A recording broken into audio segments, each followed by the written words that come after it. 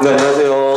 이모작의 강의를 맡고 있는 이승우 선생님입니다. 지금 배울 작품은 남신이주 유동박시봉방이라는 다소 긴 제목을 갖고 있는 그런 시네요.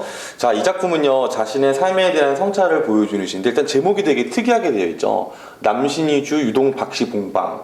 이거 집 주소입니다.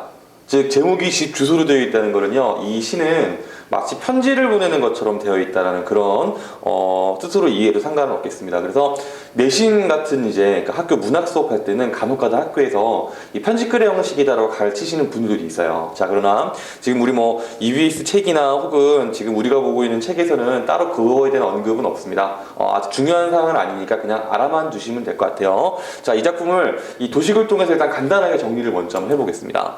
자, 이 작품은요, 맨 처음에 화자의 절망적인 인식이 굉장히 두드러지는 부분들이 많이 있는데요. 일단 이 화자의 처지가 어떠냐면요, 맨 처음에는 자기가 고향을 떠나오고 가족이랑 헤어진 상황을 제시를 합니다. 그에 따른 어떤 정서적인 고난과 반항을 보여주고요. 그리고 셋방살이를 하면서 자신의 처지에 대해서 굉장히 슬퍼하는 모습을 보여주는데, 이 시 중반부에 굉장히 중요한 시어가 나와요. 그러나라는 시어가 나오는데요. 여러분들이 보는 시 중에서 쭉 읽어가다가 그러나, 하지만, 혹은 그런데, 뭐 그렇지만, 허나 이런 표현들이 있거든요. 이런 표현들은 대체적으로는 앞에 있던 이러한 정서들을 반전시키는 경우가 많습니다. 시상의 반전이라고 하죠. 그래서 절망의 상황이 희망으로 변하게 되는데요. 자, 맨 처음에는요, 자기 성찰을 합니다. 자기를 쭉 돌아다 보니까 이 현실의 운명이라는 것을 맞서 싸우긴 사실은 어렵거든요. 그래서 그 운명을 그냥 그대로 수용을 하면서, 그러면서 갈매나무라는 나무를 생각하면서 앞으로의 삶의 의지를 다지는 이제 그러한 방법으로 이 시를 마무리를 하고 있는데요. 본문을 보면서 이 구조가 어떻게 전개가 되는지 이렇게 설명하니까 마치 비문학 수업 같네요. 어쨌든 자, 이런 내용이 어떻게 전개가 되는지 한번 살펴보도록 하겠습니다. 자, 요 앞부분에는 어떤 게 나와 있냐면요, 화자의 처지가 잘 드러나 있습니다.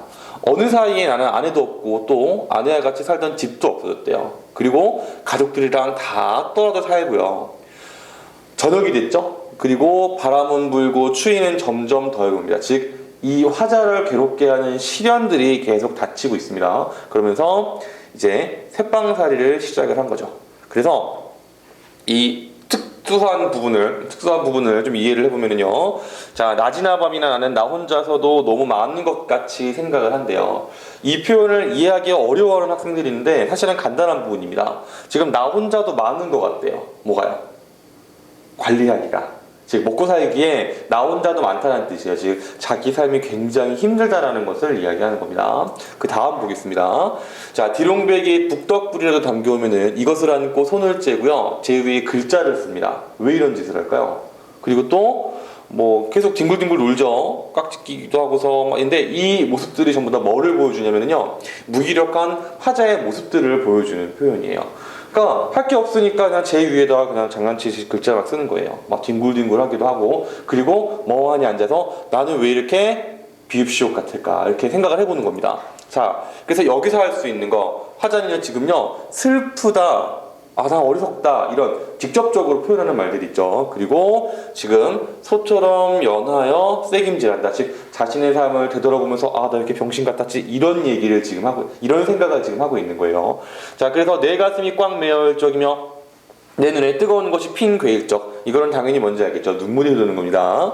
또 내 스스로 화끈나치에 불도록 부끄러울 적이며 나는 내 슬픔과 어리석음에 눌려 죽을 수밖에 없는 것을 느끼는데요. 자, 여기서 화자의 정서를 확인해 보면은요, 또다시 슬프고 어리석다라고 느끼는데, 중요한 거, 지금 여기서 죽을 수밖에 없다고 느낀다, 굉장히 지금 절망적인 체념을 지금 하는 상태예요. 그러다가 아주 중요한 시어가 등장하죠. 아까 설명했습니다. 시상이 바뀝니다. 그러나라고. 즉, 앞에 굉장히 절망적인 상황을 제시하다가 이제 어떻게 되냐면요, 나는 고개를 들고요, 보세요, 고개를 들고 눈을 떠서 천장을 바라보는데, 자, 이거는 어떤 의미가 있냐면요, 사람이 기운이 빠지고 절망이고 체념의 상태에서 고개를 푹 숙이고 있습니다. 하지만 무언가 다짐을 하고 의지할 때는요, 그래, 열심히 써! 이러면서 위를 바라다 보죠. 지금 이 태도의 변화가 바로 이 정서상의 변화를 함께 암시하고 있는 거예요. 그래서 절망적인 상황이었다가 지금 고개를 든다라는 것이 이제 이것을 이겨낼 것이다 라는 것을 보여주는데요. 이때 나는 내 뜻이며 힘으로 나를 이끌어가는 것이 힘든 일인 것을 생각을 합니다. 즉, 내 사는 의지대로만 사는 건 힘들다는 인식을 하고요. 이것보다 더 크고 높은 것이 있다라고 생각하는데 바로 운명을 수용하는 거예요. 나를 마음대로 굴려가는 걸 생각하는데 그런 동안 시간이 지나면서 어떻게 되냐면 정서가 순화됩니다. 아까는 굉장히 어떤 절망적인 정서였다면요. 지금요 그런 절망적인 정서가 점차 수그러들면서 마음이 가라앉고 진정이 되는 중인 거예요. 그리고서 이 맨 마지막 보면은요. 자, 지금 저녁입니다. 여전히 쌀왕눈 같은, 즉 나를 괴롭히는 세상은 여전히 나를 계속 괴롭히고 있지만 어떻게 되냐면요. 지금 무릎을 꿇고 생각을 합니다. 아, 이렇게 사는 것은 잘못된 거야. 반성을 하면서 쭉 내려가서 보니까 갈매나무라는 걸 생각하는데 지금 이 갈매나무라는 이 설명이 뭐라고 되어 있냐면은 굳고 정한 깨끗한이라는 뜻이에요.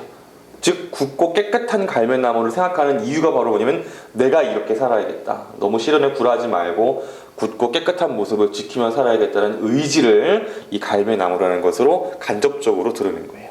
그래서 우리가 이러한 소재를 객관적 상감물이라고 합니다. 화자의 정서를 간접적으로 보여주거나 혹은 화자에게 특정한 정서를 촉발시키는 대상을 객관적 상감물이라고 하는데 실제로는요. 수능에 이 말은 한 번도 나온 적 없어요. 네.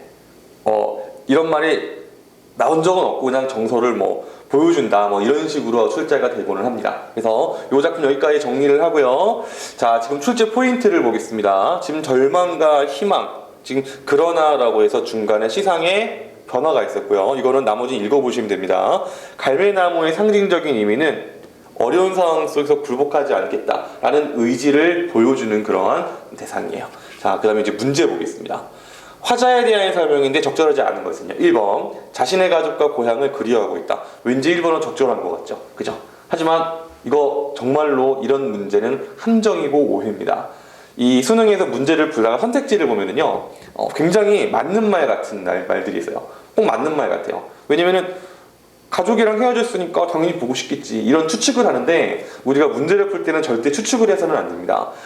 가족과 고향을 그리워한다는 그런 내용이 없어요. 헤어졌다라는 상황 제시만 되어 있지 마누라 보고 싶은데 이런 설명이 없습니다. 그래서 정답이 1번입니다. 그래서 아마 이 문제는 쉽게 푼 학생들은 정말 쉽게 풀었을 거고요. 조금 어렵게 푼 학생들은 이게 왜? 이런 생각을 아마 했을 수 있어요. 하지만 다시 말하지만 절대 추측하면 안 돼요. 근거를 가지고 이야기를 해야 됩니다. 두 번째 문제. 자, 이 시의 분위기를 살려서 영상시를 만들 건데요. 자, 이렇게 장르를 바꾸어서 풀어보라는 문제들이 있어요. 장르를 바꾸는. 근데 장르를 바꾸는 문제는요, 여러분 비문학에서 사실적인 정보를 묻는 문제 있죠. 똑같은 문제입니다. 그 말 그대로 시 속에 이런 내용이 있나 없나를 보면 되는 건데, 자, 5번 보면은요, 갈매나무는 머릿속에 떠올리는 거지 화자가 실제로 가서 보는 대상은 아니에요. 그래서 정답은 바로 5번이 되겠습니다. 자, 그래서 남신이주 유동 박시봉방을 정리를 한번 해봤고요. 다른 여러분들이 어려워하는 다른 작품에서 다시 만나도록 하겠습니다. 여러분 수능 대박을 기원합니다. 화이팅!